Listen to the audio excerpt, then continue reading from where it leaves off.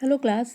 आज यहाँ पर पाठ 6 आत्मश्लाघा पराजय का कारण की चर्चा होने जा रही है। आज इस पाठ की शुरुआत होने जा रही है। तो आइए सबसे पहले समझते हैं इस टाइटल का अर्थ क्या है। आत्मश्लाघा का अर्थ होता है आत्म प्रशंसा करना, खुद की प्रशंसा करना, अपने मुँह मियाँ मिट्ठू बनना। तो आत्म प्रशंसा करना गलत नहीं है, आत्म प्रशंसा कर सकते हैं, खुद की प्रशंसा कर सकते हैं, लेकिन कब तक? जब तक कि आपके आत्मविश्वास को बनाए रखे। ये आपके अंदर जब घमंड का कारण ना बने तब तक आत्म प्रशंसा बहुत अच्छी बात होती है। मैं अच्छा हूँ, मैं अच्छा कर सकता हूँ। लेकिन जब आपके अंदर ये भावना आ जाए कि मैं दूसरों से भी बेहतर हूँ, तो धीरे धीरे ये आपका घमंड कहलाने लगता है। और इस वजह से क्या होता है कि आपकी हार सुनिश्चित होने लगती है। इसीलिए इसके आगे लिखा है पराजय का कारण। पराजय का कारण क्यों बनता है? क्योंकि फिर हम कुछ सीखना नहीं चाहते हैं।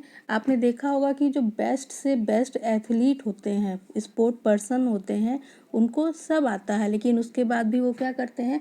रोज़ नया कुछ सीखने की कोशिश करते हैं। रोज़ चाहते हैं कि कुछ नया सीखें जिससे कि हमारे अंदर इम्प्रूवमेंट हो, बेटर इम्प्रूवमेंट हो, तभी वो फील्ड में या अपने वर्क प्लेस पर अच्छा काम करते हैं। तो कुछ इसी तरीके का हमारे अंदर भी भावना होनी चाहिए कि हम रोज़ कुछ नया सीखें, रोज़ कुछ नया पढ़ें, जिससे कि हमारे अंदर आत्मविश्वास बना रहे।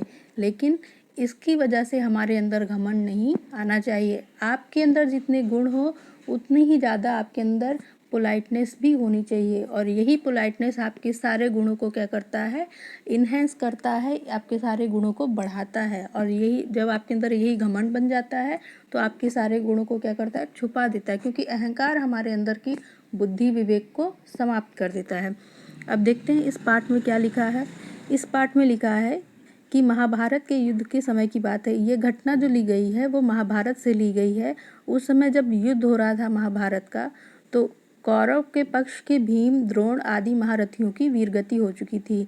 ये सारे महारथी जो थे उन्हें मृत्यु की प्राप्ति हो चुकी थी और कौरव स्थल में शोक छाया हुआ था, वहाँ मातम छाया हुआ था। ऐसे समय में आगे की रणनीति क्या हो, ऐसे समय में आगे क्या किया जाए, ऐसा प्रश्न करने पर द्रोणपुत्र अश्वत्थामा ने कर्ण को सेनापति बनाने का प्रस्ताव रखा। दुर्योधन आदि सभी को यह बात जच गई और कर्ण का सेनापति पद पर अभिषेक किया गया। तदंतर दुर्योधन ने मद्राधिपति शल्य से कर्ण के रथ की बागडोर संभालने की प्रार्थना की। प्रथम तो शल्य कर्ण को सूत पुत्र समझकर इस कार्य में झिझके, किंतु दुर्योधन के आग्रह पर उन्होंने कर्ण का सारथी बनना स्वीकार कर लिया। शल्य कर्ण के रथ को युद्ध भूमि के लिए ले चले। तो आप लोग परिचित होंगे महाभारत के पात्रों से, जिसमें सबसे महत्वपूर्ण पात्र तो नहीं कह सकते हैं उन्हें, लेकिन फिर भी उनका जो इस महाभारत में अब कार्य था वो महत्वपूर्ण था, वो हमारे लिए भी प्रेरणा के कारण बने। तो कर्ण को क्या कहा जाता है? दानवीर कहा जाता है। और उन्हें सूतपुत्र और सूर्यपुत्र दोनों की संज्ञा दी गई। तो सूर्यपुत्र क्यों? क्योंकि सूर्य उनके वास्तविक पिता थे। और सूतपुत्र क्यों? क्योंकि जब उनका जन्म हुआ था तो कुंती के ने विवाह से पहले सूर्य से उनकी कामना की थी। तो लोक लाज के भय से उन्होंने क्या किया था? उन्हें नदी में प्रवाहित कर दिया था। बाद में उन्हें सूत, यानी सूत का यहाँ के अर्थ क्या है? सारथी, जो रथ चलाता है। तो पहले उसे क्या कहते थे? सूत कहते थे। तो एक सारथी और उनकी पत्नी ने उन्हें देखा और उन्हें अपने घर ले आए। तब से कर्ण को सूतपुत्र कहा जाने लगा। इनका एक नाम और कहा गया इनकी माता के आधार पर, जो राधा था, तो इनको राधे भी कहा जाता है।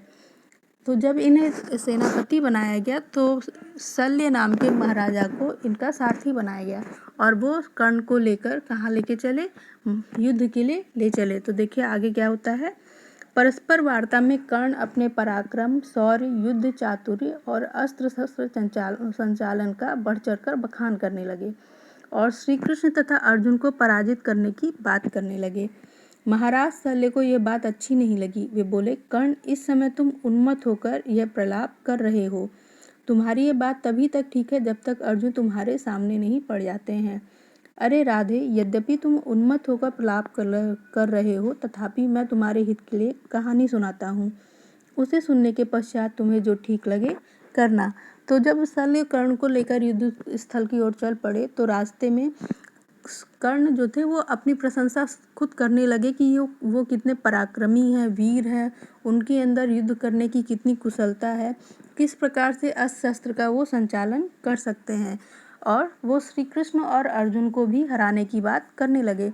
महाराजा सले को उनकी ये घमंड से भरी हुई बातें अच्छी नहीं लगी, तो वे बोलते हैं, हे कर्ण सुनो, इस समय तुम उन्मत्त होकर यह प्रलाप कर रहे हो। कहते हैं इस समय तुम घमंड में आकर यह बात कर रहे हो। प्रलाप का मतलब क्या होता है? बातचीत करना, वार्तालाप करना। और उन्मत्त का मतलब होता है अत्यधिक उत्सुकता या व्याकुलता।